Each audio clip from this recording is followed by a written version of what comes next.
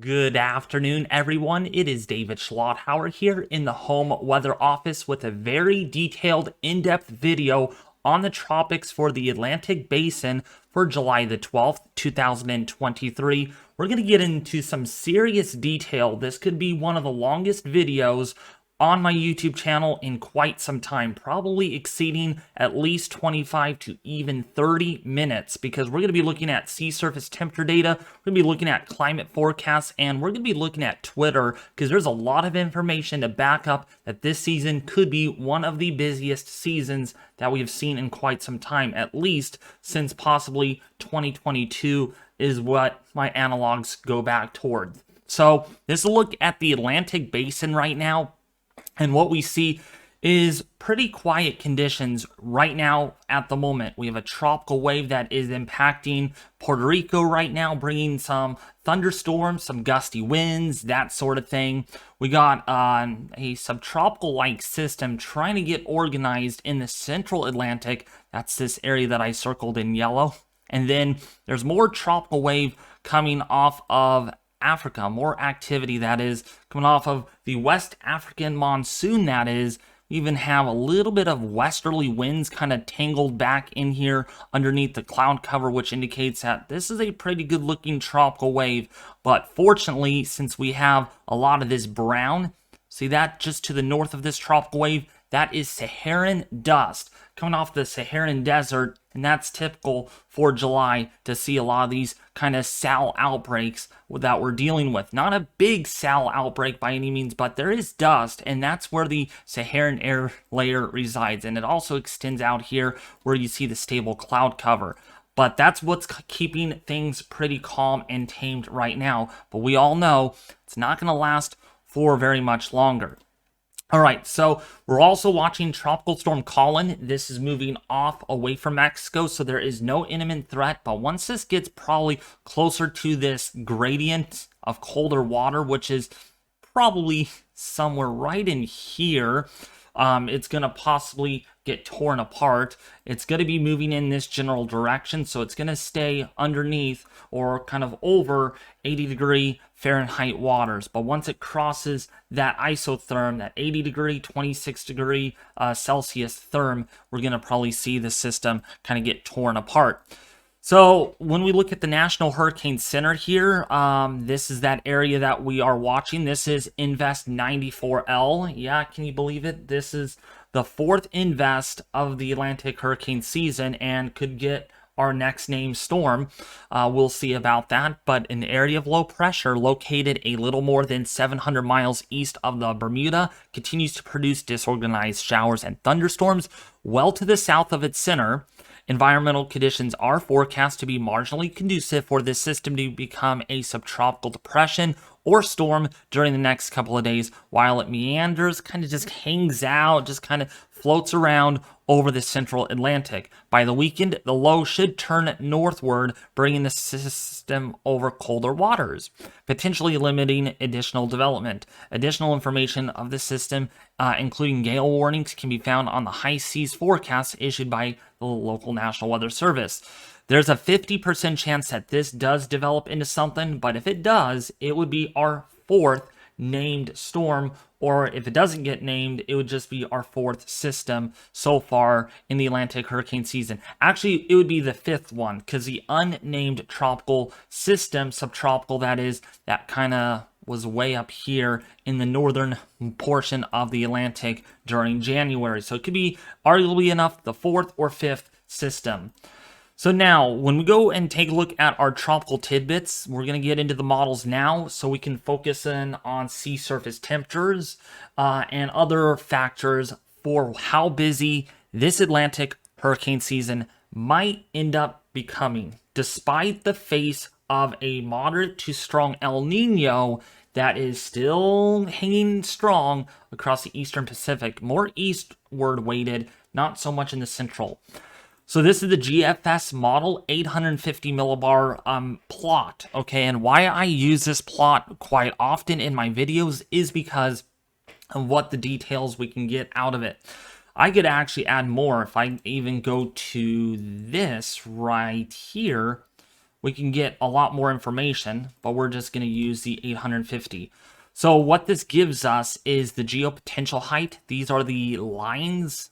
Okay, these are basically, instead of looking at the 500 millibar geopotential height, this is at around 850, which is 5,000 feet. Then you get your wind barbs. See these little wind barbs right here? They're kind of like this. They kind of turn like that. That's the wind direction. So the wind is blowing in out of the easterly direction off of Africa at 850 millibars. But then you get these colored areas on the GFS, and that's vorticity. How much spin, okay, how much cyclonic vorticity there is in the atmosphere. So if you think about it, the more spin you get that is tighter, you get orange and red colors here on the map. See that? It makes pretty good sense, doesn't it? So we can see where these entities actually are without looking at water vapor or cloud cover.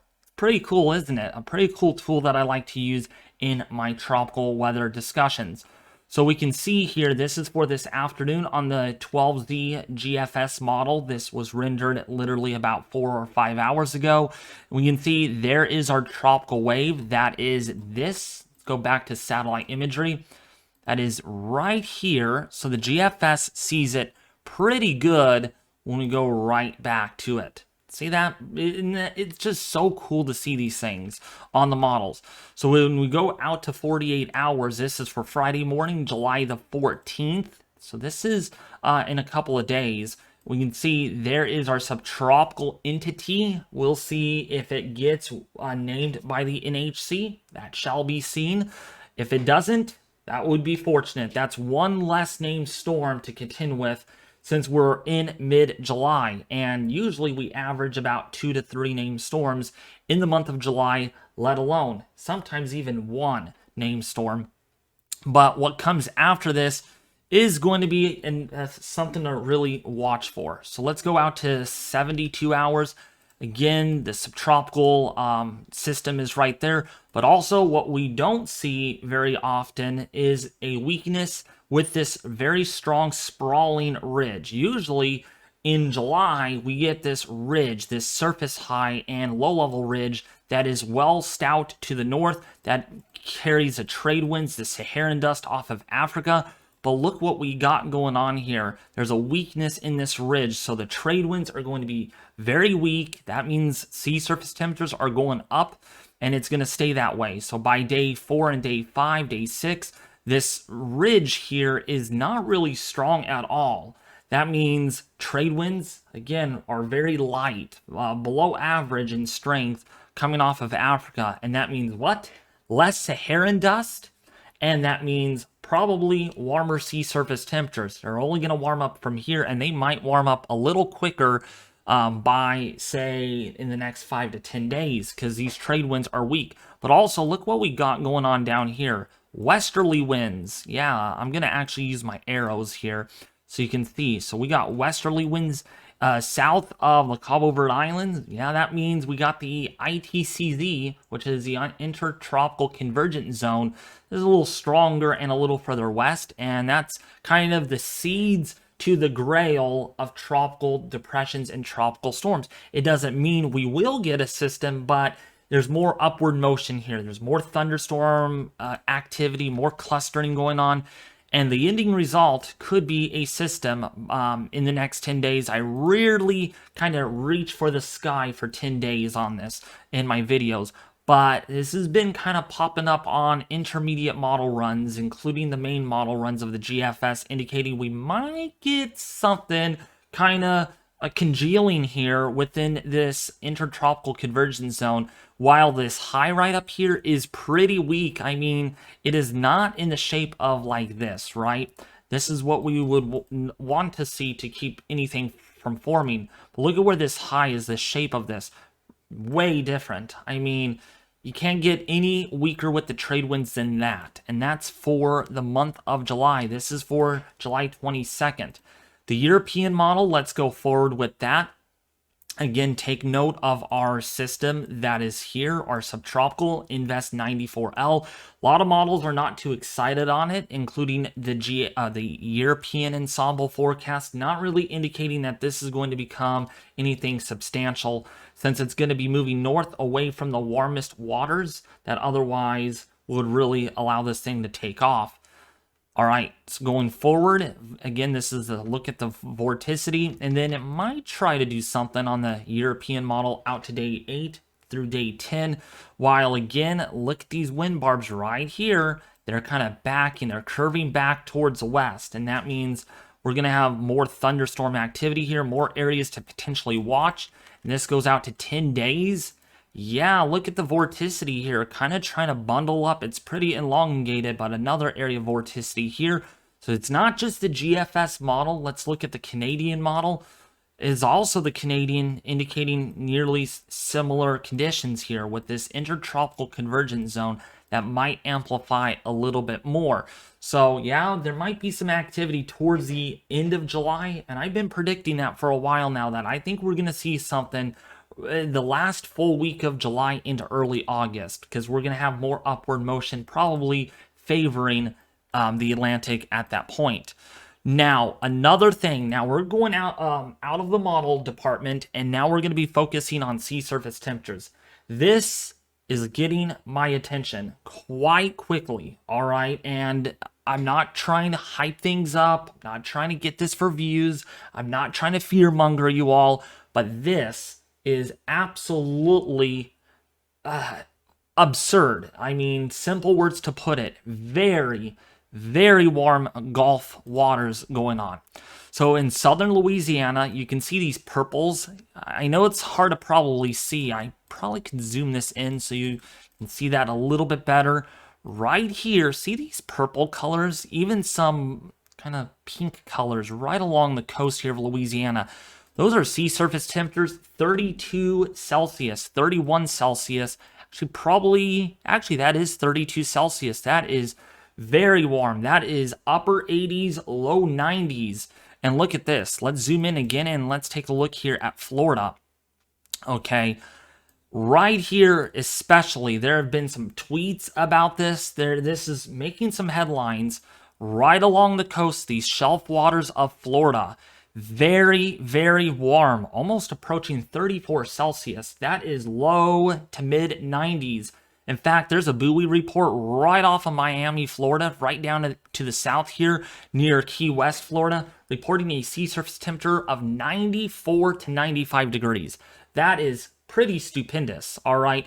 It is shelf water, so it's able to warm up much quicker than the deeper waters here in the Gulf of Mexico. But I'm just telling you, folks, light winds here, even westerly winds, helping to kind of pile a lot of this warmer water up, inducing downwelling, really, really getting the portions of the Gulf here to really warm up pretty quickly. And yeah, that's over here on this side of the chart. That's what we're looking at here. Very warm, 32 Celsius plus. That is about 84 to 86 degrees Fahrenheit plus. And when you get over here, again, 90s, mid 90 water temperatures.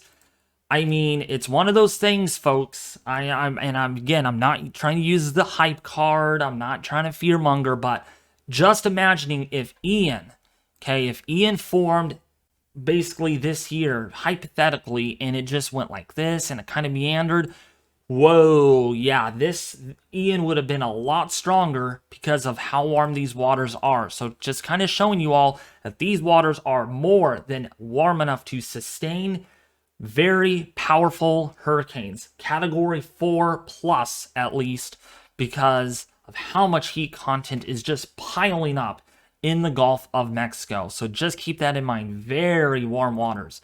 Okay, this is very high resolution. This is out of the University of Miami. There will be a link in the description leading to this map, these maps that I have, because, you know, I want you guys to discover for yourself too. But also, we want to show you this. All right, this is from NOAA, proving my point that if you look very, very closely, I know it's very hard to see here, I'm going to use a very thin, we'll use this pen right in here, very little. That's 33 Celsius isotherm. That proves my point of this image right here showing that purple. So it all adds up, doesn't it? It just makes perfect sense that we are seeing some very warm, possibly record-breaking sea surface temperatures off the southern Florida coast. Not only that, off the coast of Cuba, right across near Jamaica, water temperatures, actually not near Jamaica, but not far to the northwest there, right around 32 plus. I mean, almost 33 Celsius. That is quite warm to hot. And remember, you need 26 degrees Celsius or 80 degrees Fahrenheit. Okay, I repeat, you only need 26 to get major hurricanes in the Gulf. 30 Celsius is just adding more heat, more energy into the atmosphere. So if we get any system that kind of transverses the Gulf, it is going to be a big problem, especially if the upper level environment is favorable. This is just adding more latent heat in the atmosphere. And when you get 32, 33 Celsius, it is just only much higher for hurricanes to use. So now another thing I like to use too is the NOAA Coral Reef Watch Daily 5-kilometer sea surface temperature anomalies. This too is pretty alarming. And again, the words that come out of my mouth are not just to get views, to get attention or anything. Scientifically, there is data that backs this up. This is pretty absurd. We have not seen anything like this for a while. So we can see, as of July 11th, this is delayed by at least a day. All these oranges that you see on your screen, that is 2 Celsius plus. And while that doesn't seem like a lot, you might be like, 2 Celsius warmer than average? That's nothing. Forget about it. It's more heat, more latent heat release into the atmosphere, and it's only more upper ocean heat content being stored below the surface.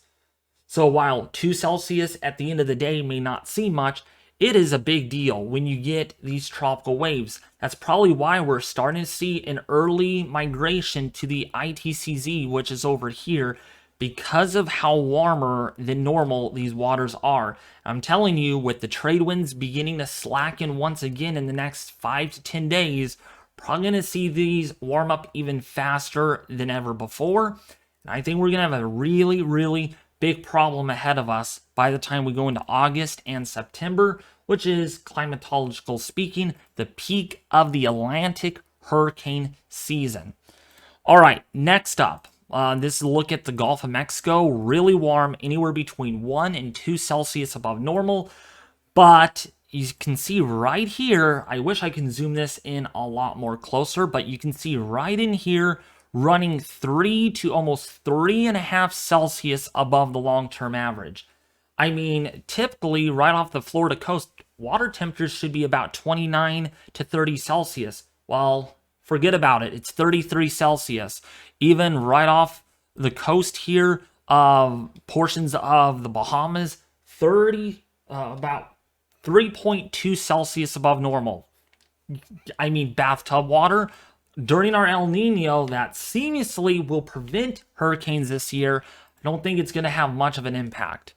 So now, time for more concerning data that I want to show you all. We're going to compare some busy seasons, okay, and how the upper ocean heat content looked at this very much time leading to those busy seasons, okay? So we're going to basically comparing a few different years here at the exact month and the day, which is awesome. I love the University of Miami that provides this for free public domain.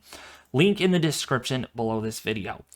So what I'm going to do is I'm going to be as simple and detailed as I can possible without boring you all in this video. So 2017, that gave us Maria, that gave us Irma, gave us a lot of devastation, very high ACE producing season. And look at our upper ocean heat content that year, okay? You can see anything in the lightest blue, which is like right here, okay? You can see my highlighter there. you know, that is upper ocean heat content. That is fuel for hurricanes. Okay. And we can see how much orange there is, right? There's not a whole lot going on, right? It's more at around 100 to 115 on the amount of energy accumulated. Let's go to now 2020, all right? Not much different, right? Pretty much the same. But remember, that season, I repeat, folks, that season was one of the most active and destructive seasons since 2005. So the second most active season. Now, as far as number of named storms, we beat the record of 2005, but ACE producing comes in second place. All right. Why I'm telling you this is because of where the upper ocean heat content looked like back then. And that was a historic season. We all remember that you can't forget about that. I haven't forgotten about it, so you shouldn't have either. But look at these red and orange colors. Now let's take a look at what 2022 brought. Not much different, right? Pretty much similar. Okay, all these seasons, the upper ocean heat content has been right on top of this white line or to the south. Fairly similar on July 12th, 2022. But wait until you see, and I repeat, folks, spoil alert, wait until you see 2023 of this current day. It is substantial. All right, let's go right to that. Watch this. 3, 2, and 1. Boom! Look at that. Look how much upper ocean heat content there is. You cannot get any higher than that. I mean, it's a little higher, but a little can go a long way. And it usually, during the peak of hurricane season, it really is going to matter a whole lot. So we can see the upper ocean heat content outlined here that I'm doing. Yeah, that is much further north in some extent, especially over here where the trade winds have been weaker, where we have been able to warm that up. Not much Saharan dust outbreaks, so allowing the sea surface temperatures to really warm up in a hurry. I mean, man, this is very, very troubling to actually see. And again, excuse my troubling word or extreme in this video, but I mean, come on, folks. I'm comparing a lot of years since 2017, and wow. Actually, you know what? For the sake of it, why don't we compare one more, folks? One more. Let's do 2005, shall we? Let's go to 2005 because I'm sure it'd be looking a little bit more concerning too. So, July the 12th, so we're going to do that, and I mean, come on. I mean, comparing these two, for sure, 2023 takes the cake of all things with upper ocean heat content. Just a reminder, too, these red colors are only 125. Okay? We're clearly higher than that. All the way into the Gulf here, anywhere between 150 to even up to 175. That is uncharted territory. That is a lot of upper ocean heat content to be used up for this season. And I mean it, folks. I mean it. It only takes one. It only takes one to cause a big problem. So now, another thing I like to use, let me get my face back up here because I am awesome. Let's look at Saharan dust. How much Saharan dust are we looking at in the next, say, 10 days or so?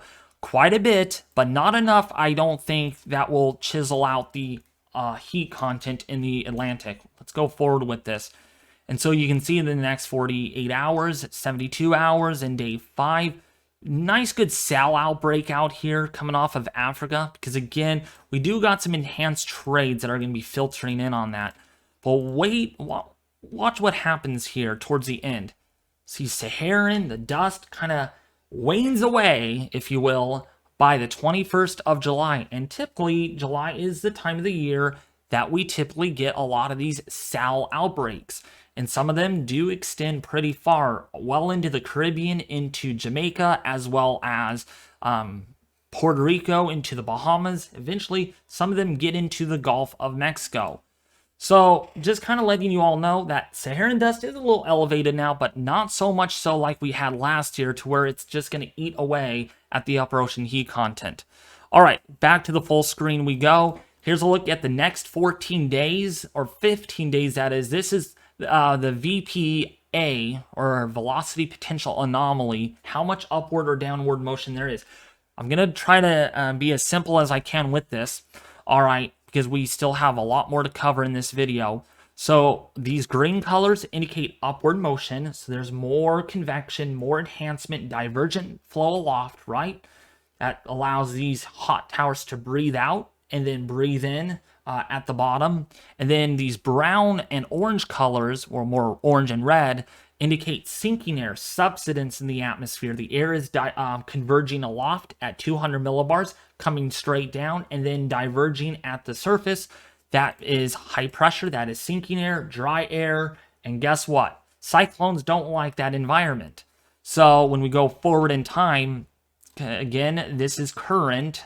So I'm going to put a line at this, and I'm going to type in here current so you all can follow me perfectly well. So current, okay, this is the current initialization, July the 13th, right? Actually, in the next day or so, roughly plus or minus a few hours. So when you go down in time, this becomes later, okay? That's what that is. So July the 25th here, we can see what it's going to look like. And down here, our Mercator projection, Earth is not flat, by the way. It is round, but we like to stretch it out because so we can view the entire deep tropics of the equator.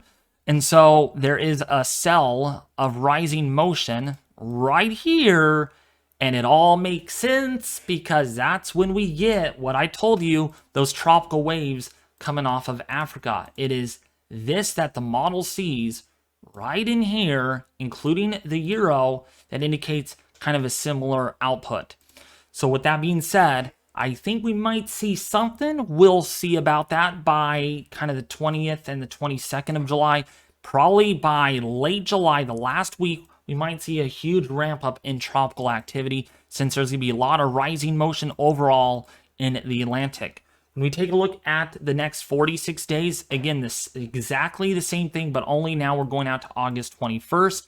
I know this is very far out, but it is important because we have a couple of areas that could help enhance convection and tropical wave activity. The next area, 26th, probably through the 6th and 7th of July, or August, that is. So 26th of July through the 7th of August might be another rising cell approaching the Atlantic, which is over here. All right, and possibly more enhancement over the Eastern Pacific. So maybe the two basins could dominate much of the world here, and we could have a very busy period. And it's not the peak of hurricane season until the 10th and the 11th of September. Keep that in mind. We're still quite some time away. We are more than a month, actually 2 months away from the peak of hurricane season, and there's already going to be activity that might be brewing by late August. It's only an appetizer of what might be coming this season. It doesn't have to happen. It's not like we're going to see a lot of activity, but the climatological model data supports everything for a very, very busy season. And forget about El Nino helping to kind of shave off or destroy systems. Might have an impact in the Caribbean, but away from that, not so much. So this is from Ben Knoll Weather on Twitter. Okay, Mark Sedeth has talked about this. A few other people have talked about this. This is the super blend. This is taking 110 model members, 110 model members, and averaging things out. Okay, this is pretty concerning and scary. I don't like using that word very often. I feel bad when I use it in these videos, but wow, this is pretty substantial right here. Lots of upward motion, lots of precipitation. And when you get above normal precipitation, what does that mean? Well, it means the West African monsoon is going to be pumping out tropical waves after tropical wave coming off of Africa, probably by August, September, and October with what this illustrates. It might be lesser than normal tropical wave activity in the central and southern Caribbean, but again, that's where El Nino usually influences, and I'm telling you, if the Atlantic dominates more than El Nino does, we might have a busy Caribbean as well. But for right now, this illustrates a very, very bullish season. I mean, pretty active. At least gives us more than 15 named storms, maybe 18 named storms is what I'm forecasting here. Some of, like the University of Arizona, wants to spit out 25 named storms.